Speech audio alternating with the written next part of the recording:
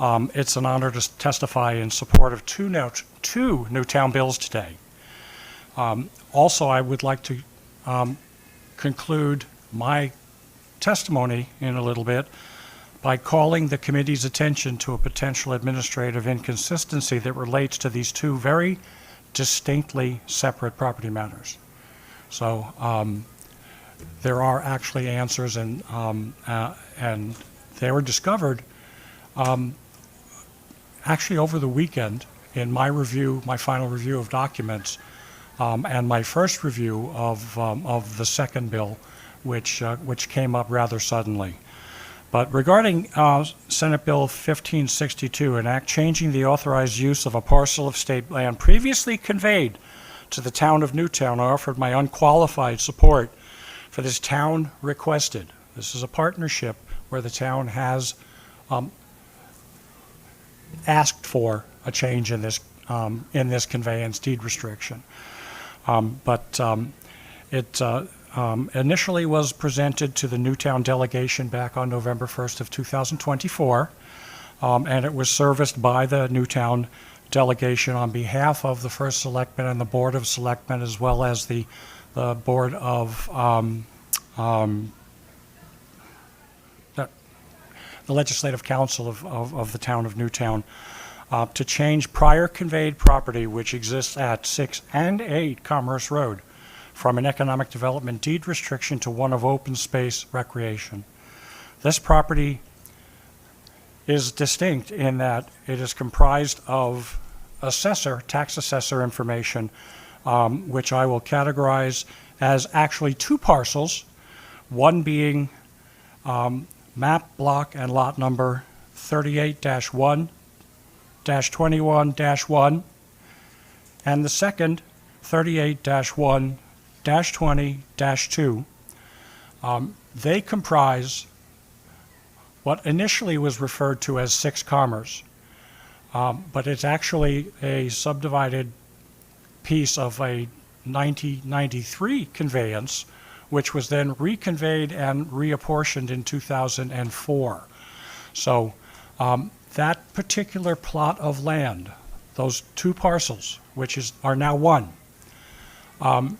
have been the subject of 29 years of attempted economic development, but the land itself is landlocked. It has no access. There is no through road in there, and until such time as the Catherine Violet Hubbard Animal Sanctuary began to break ground on its improvements and cut a driveway in between the 6 parcel and the Catherine Violet Hubbard conveyance property, which I might add is map block lot number 37-3-14. So we do have 3 distinct pieces of property here being spoken of and historically having been referred to as 2. That is a technical issue. It probably occurred in a clerical error that could have occurred as much as 29 years ago. It's, I believe, easy to correct. So for argument's sake, this land that we're talking about in 1562 was initially intended to become something called Newtown Tech Park, but it had no access. It sits in an aquifer zone. There are environmental sensitivities, including threatened species that live in that pristine meadow, and because of its lack of access, its aggressive slopes, et cetera, like that, it's something the town of Newtown could never market.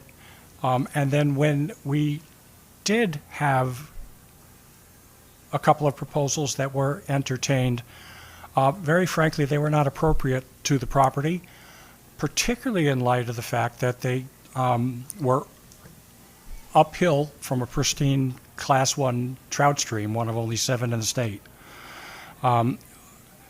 as well as abutting the sanctuary, which is, I I've been heard to say as far back as 2013, a piece of sacred ground because of the way it's dedicated and the love that's gone into making it what it is today. It truly is, as Senator Wong said, a unique and very beautiful place. It's actually a great place for reflection. People go there by themselves all the time with their thoughts, and then on weekends everybody gathers for large community celebrations of, environmental and animal education and fulfillment and enrichment. So the sanctuary is a very sacred place. So long story short, the last set of drawings that came through were for a multi-story apartment building, which loomed over this sanctuary property and had to be tucked into the corner of the conveyed parcel to avoid the wetlands, the sensitive areas, and there is a part-time stream that flows through the property as well. So it was inappropriate. It was tabled. There was a lot of community opposition to it, and the Board of Selectmen and the First Selectman's office and the community concurred that it was appropriate. And I do have the letter asking for this conveyance change, not addition, change. So Senator Wong was 100% correct. This land is to be preserved as a beautiful high meadow on a piece of very beautiful, sensitive land that happens to be uphill of a lot of other very sensitive, beautiful land. So that's the story behind 1562.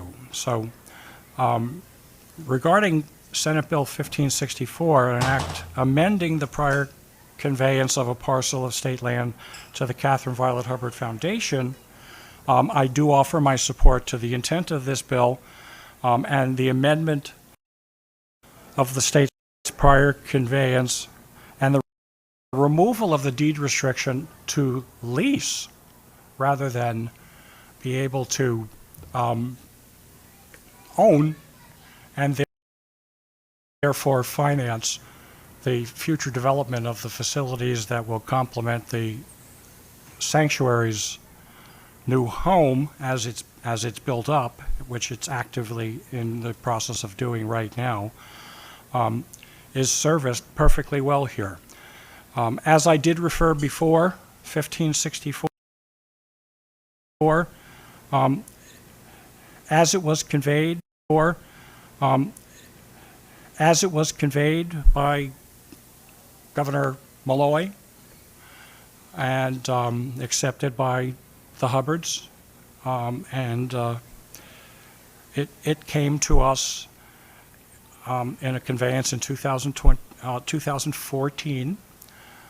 It had already been reserved as Department of Agriculture land with a hold on it, and it was appropriate because of its location and its scenic beauty and the access to water and all the rest of that as being something appropriate for a sanctuary of the type that we are discussing here today.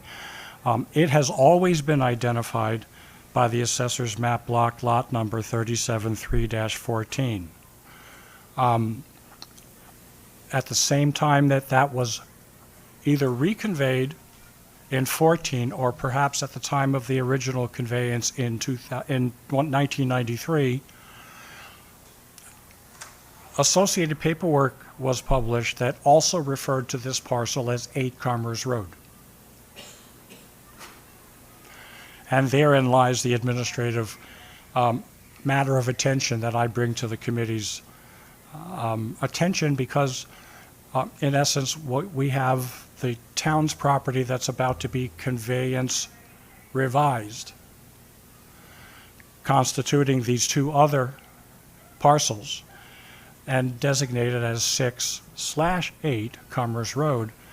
But the business address of the Catherine Violet Hubbard Foundation is actually 8 Commerce Road, which, if we were to look at the map, is not in numeric sequence with the other properties along that section of Commerce Road. So there will be a need for a technical revision. It will have to happen at the local level, but it'll also have to flow through corresponding documents in order to make this conveyance what I'll term clean and easy to understand and effective legally in perpetuity.